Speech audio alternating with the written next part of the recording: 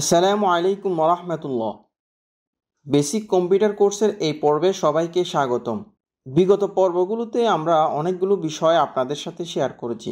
আজকের পর্বে বেশ কিছু গুরুত্বপূর্ণ বিষয় নিয়ে আলোচনা করব। এর মধ্যে রয়েছে header, footer, page number, text box, drop cap, date and time, symbol, equation. চলুন আমরা দেখিনি এই বিষয়গুলো কিভাবে কাজ করে। প্রিয় ভিউয়ার্স, আমরা দেখতে পাচ্ছি আমরা ইনসার্ট মেনুর অধীনে আছি।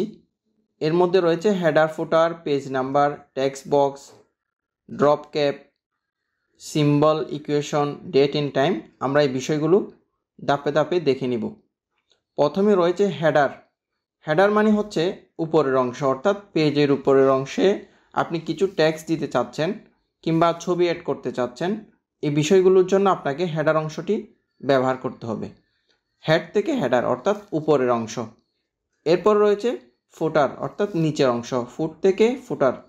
নিচে যদি আপনি কোনো একটি টেক্সট দিতে চান কিংবা কোনো একটা ছবি দিতে চান, এছাড়াও গুরুত্বপূর্ণ কোনো একটা নোট যেটা আপনার প্রত্যেক পেজে দেখাবে, এক্ষেত্রে আপনি হেডার অ্যান্ড ফুটার এই অপশনগুলো ইউজ করতে পারেন।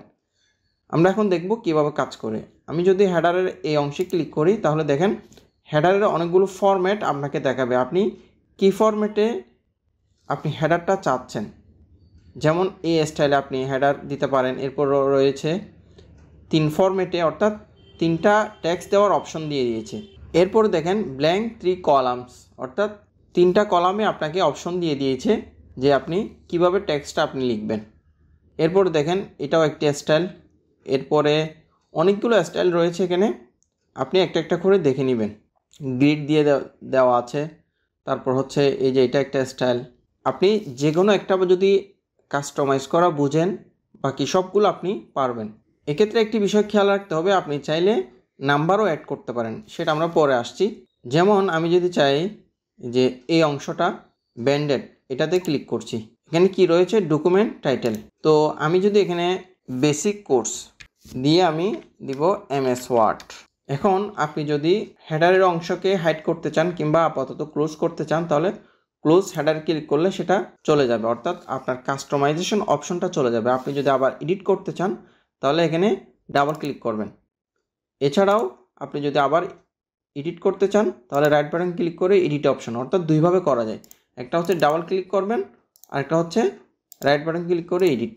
আপনি এখানে চাইলে আবার এডিট করে কোনো একটা কিছু দিতে পারেন। ডাবল ক্লিক করলে আবার সেটা হাইড হয়ে যাবে। আপনার মূলত টেক্সট শুরু হবে এই যে এখান থেকে।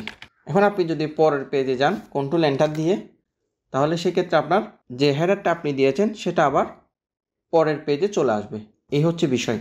হেডারে আপনি যে টেক্সটটা দিবেন সেটা আপনি প্রত্যেক পেজে অটোমেটিকলি সেটা চলে আসবে।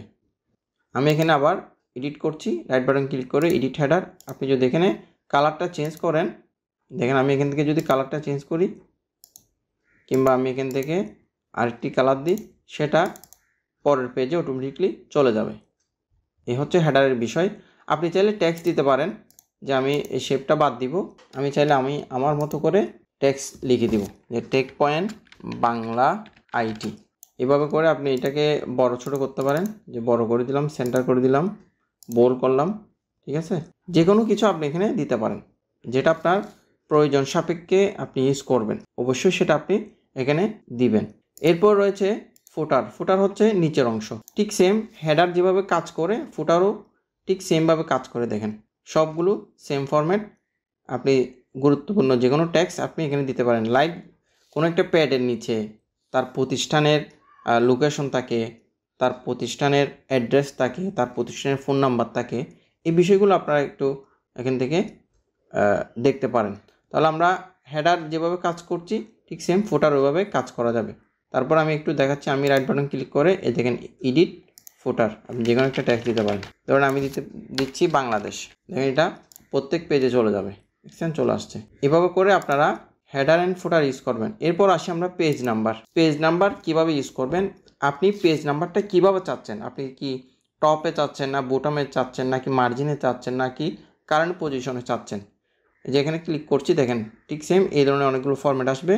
আপনি কি এই স্টাইলে চাচ্ছেন কিনা, নাকি এই স্টাইলে চাচ্ছেন, নাকি এভাবে চাচ্ছেন, ঠিক আছে। যেমন আমি যদি এটা চাই, এই যে এটা, তাহলে এভাবে আসবে প্রত্যেক পেজে অটোমেটিকলি সেটা চলে আসবে। দেখছেন 2। আপনি যদি এখন 3-তে যান, আমি এখান থেকে কন্ট্রোল এন্টার দিলাম, যে 3 চলে আসছে। এভাবে করে আপনি পেজ নাম্বার ইউজ করতে পারেন। আপনি চাইলে বোটাম ইউজ করতে পারেন, এখানে অনেকগুলো বোটাম অপশন আছে। এরপর হচ্ছে মার্জিন ইউজ করতে পারেন, মানে অর্থাৎ পেজ নাম্বারটা আপনার মার্জিন সাইটে হবে। তারপর হচ্ছে কারেন্ট পজিশন, অর্থাৎ আপনি যেখান থেকে ট্যাক্স দিতে চাচ্ছেন, আপনি চাচ্ছেন ওই অপশনে আমি পেজ নাম্বারটা দিতে চাচ্ছি, তাহলে এভাবে হলে আপনি এই কারেন্ট পজিশন দিয়ে ইউজ করতে পারেন। তাহলে আমরা হেডার ফুটার পারবো এবং পেজ নাম্বার আমরা ইউজ করতে পারবো। এরপর হচ্ছে টেক্সট বক্স। আমরা শেপের একটি অংশে টেক্সট বক্স নিয়ে আলোচনা করেছি, কিন্তু আজকে এখানে একটি টেক্সট বক্সের অন্য একটি ফরম্যাট দেওয়া আছে, এটা কিভাবে কাজ করে সেটা আমরা দেখব। আমরা দেখতে পাচ্ছি আমি যখন টেক্সট বক্সের এই ড্রপ ডাউনে ক্লিক করব তখন অনেকগুলো অপশন দেখাবে, অনেকগুলো ফরম্যাট দেখাবে। আপনি যেটা চাইবেন সেটা আপনি ইউজ করতে পারেন, কিংবা এগুলো আপনি নিজ থেকে ইউজ করতে পারেন। যেমন আমি এটা চাচ্ছি যে এ স্টাইলে, আপনি চাইলে এটাকে চেঞ্জ করতে পারবেন, এখান থেকে কাস্টমাইজ করতে পারবেন, ঠিক আছে, এগুলোকে চেঞ্জ করতে পারবেন। অথবা আপনি নিজে নিজে টেক্সট বক্স ক্রিয়েট করতে পারবেন, যে আমরা ইনসার্ট থেকে শেপে গেলাম, শেপ থেকে টেক্সট বক্স, কাজ কিন্তু একই। এখন আপনি এটাতে এসে এখানে ক্লিক করবেন বর্ডারে ক্লিক করার পর এখান থেকে আপনি শেপ ফিল এবং শেপ আউটলাইনটা কমিয়ে দিবেন, একবারে নান করে দিবেন এখান থেকে, নিজে নান।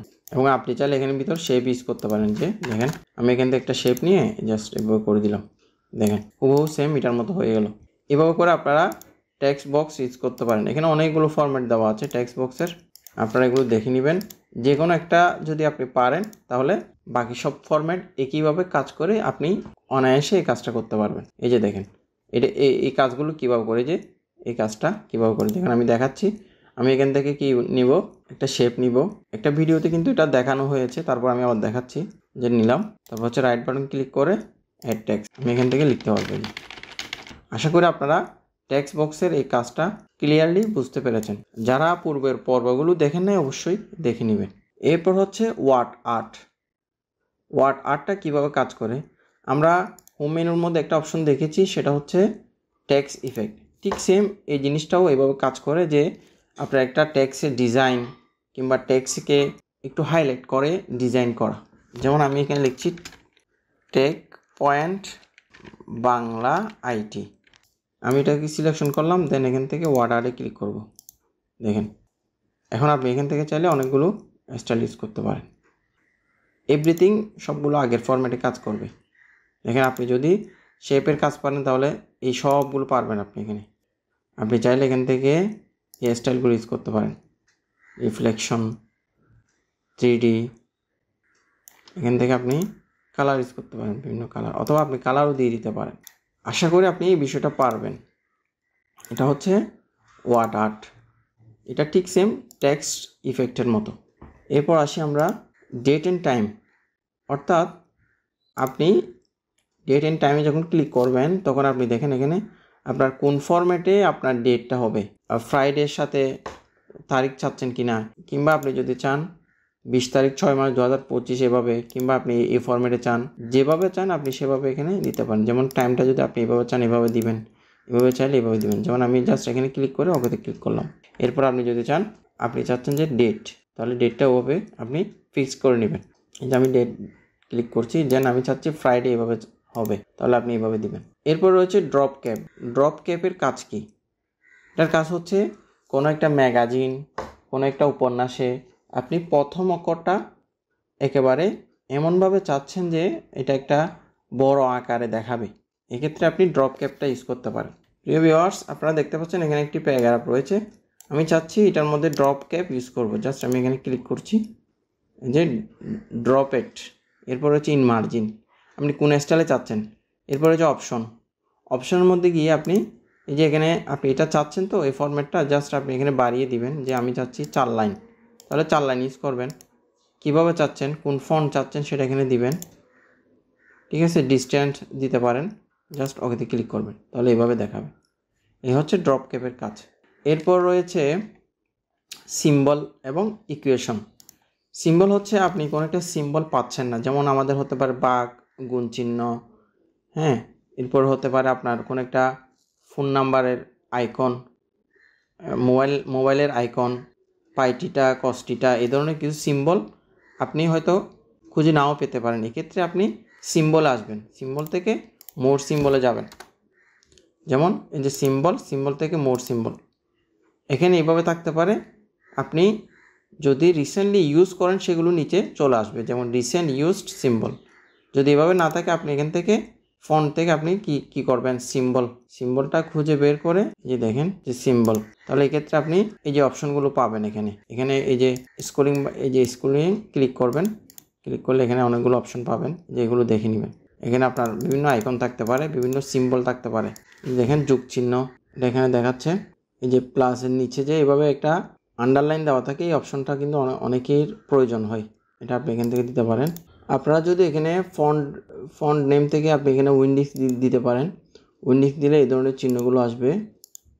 তারপরে হচ্ছে যে এখানে অনেকগুলো অপশন রয়েছে, আপনারা এগুলো ট্রাই করবেন। এভাবে করে আপনারা সিম্বল অপশনটা ইউজ করবেন। এবং এরপর রয়েছে ইকুয়েশন। আমরা আরেকটি পর্বে সিম্বল এবং ইকুয়েশন নিয়ে একটি বিস্তারিত আলোচনা করব।